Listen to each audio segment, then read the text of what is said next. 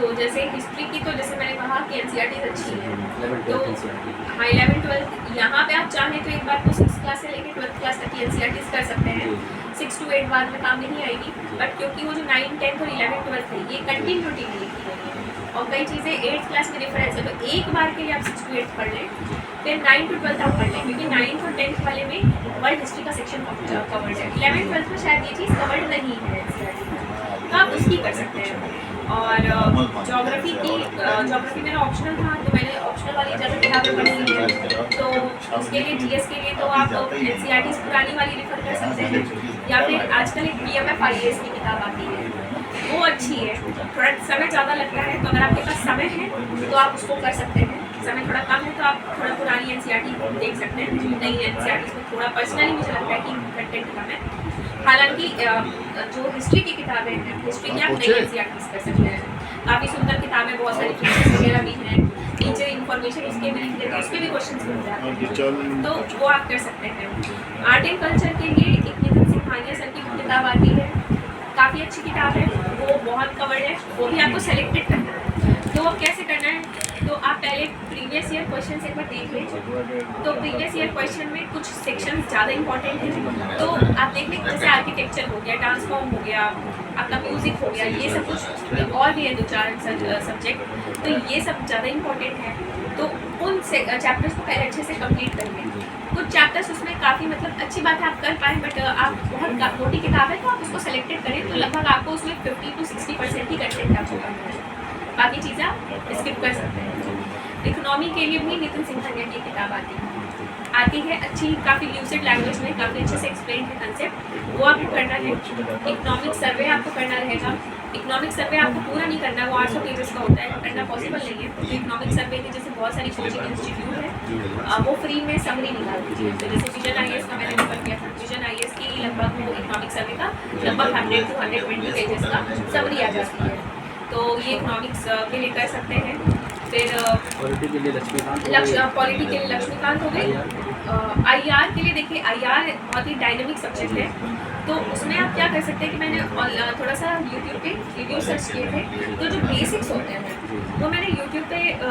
Search करके, मतलब काफ़ी सारे फ्री मटेरियल अवेलेबल है, वहाँ से मैंने बेसिक्स पढ़ लिए थे। पर जो क्वेश्चन आते हैं आईआर के, चाहे आप प्रीलिम्स में भी कह सकते हैं या मेंस में भी कह लेते हैं, वो बहुत ही अप्लाइड होता है। अब जो हमारा और यूएसए का रिलेशन है वो 6 महीने दूसरा पहले था, अभी दूसरा है, तो आईआर के लिए तो आपको न्यूज़पेपर बहुत ही रेगुलरली फॉलो करना ही पड़ेगा। आईआर के लिए ये है, इकोनॉमिक्स के लिए है, इंटरनल सिक्योरिटी वगैरह के भी जो है, तो उसमें टॉपिक इंटरनल सिक्योरिटी का सिलेबस टॉपिक्स लिखे हुए हैं, तो मैंने उसको कीवर्ड्स वगैरह उठाया, उसको सर्च कर दी थी ऑनलाइन और अलग अलग जैसे वेबसाइट से पढ़ा, मैंने उससे मुझे सबसे अच्छा कंटेंट मिला, मैंने उसको उससे नोट्स बना लिए थे। अब आप लोग चैट जीपीटी वगैरह के काफ़ी आ गया है, तो आप एआई का टूल का इस्तेमाल कर सकते हैं अपना कंटेंट खुद बनाने के लिए, कि आप उसमें डालें कि हमें इसमें है, तो ये चीज़ बड़े आसानी से आप वो बन सकते हैं सिलेबस, क्योंकि इसकी जो किताब है वो है, वैसे तो एक किताब एक रिटायर्ड आईपीएस ऑफिसर ने भी शायद किताब लिखी थी, मैंग्रो हिल की आती इंटरनल सिक्योरिटी की, बट उस समय मुझे काफ़ी भारी लगी थी, तो मैंने तो इस वजह से मैंने सोचा कि थोड़ा जल्दी काम करने के लिए ये है। और करंट अफेयर्स के लिए न्यूज़पेपर डेली से डेली पढ़ना ही है, और मुझसे ये गलती क्या हुई थी, मुझे किसी ने बताया था कि आप कोचिंग इंस्टीट्यूट के करंट अफेयर्स के मटेरियल से हो जाता है काम, और मैंने उस पर करने की कोशिश करी, फिर इंटरव्यू के लिए मैंने पढ़ा,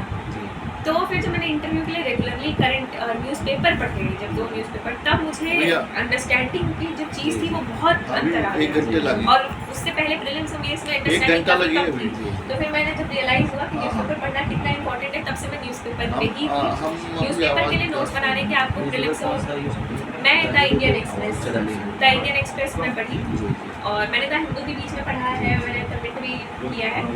आप मुझे ऐसा पर्सनली लगता है कि लगभग सारे न्यूज़पेपर में 70-80% चीज़ें सेम होती हैं, सब कवर हो जाती है, कुछ अंतर नहीं है। मुझे द इंडियन एक्सप्रेस का जो एक्सप्लेन सेक्शन था वो पर्सनली बहुत अच्छा लगता था, उसमें बहुत अच्छे से एक्सप्लेन करते हैं पूरा डिटेल में, तो उस रीज़न की वजह से मैं द इंडियन एक्सप्रेस पढ़ती थी। और एक रीज़न और था कि द इंडियन एक्सप्रेस थोड़ा छोटा पेपर होता है, 10 पेज का आता है, और द हिंदू 20 पेज के आता था। हाँ, तो द इंडियन एक्सप्रेस में सेलेक्टेड चीज़ें कम कवर होती थी। मेरे पापा भी कहते थे कि इंग्लिश में कि भारत तो पेपर तो जान ही नहीं है। इसमें होगा क्या? हाँ इसमें होगा क्या, हाँ, बट वो सेलेक्टेड चीज़ें कवर होते हैं, बट आपको यूपीएससी और एक जर्नल अवेयरनेस के लिए जितना चाहिए होता है वो मोर देन सफिशिएंट होता है। ये मेरा पर्सनल है। हाँ तो साइंस और टेक के लिए तो मेरा जैसे पर्सनल पहले से बैकग्राउंड है, तो जैसे फिजिक्स वगैरह और ये टेक्नोलॉजी और कंप्यूटर वाली जितनी भी चीज़ें आती हैं उसके लिए कभी कुछ पढ़ने की ज़रूरत नहीं पड़ी, AI वगैरह। अब क्या करने की ज़रूरत पड़ी, बायोलॉजी वगैरह, तो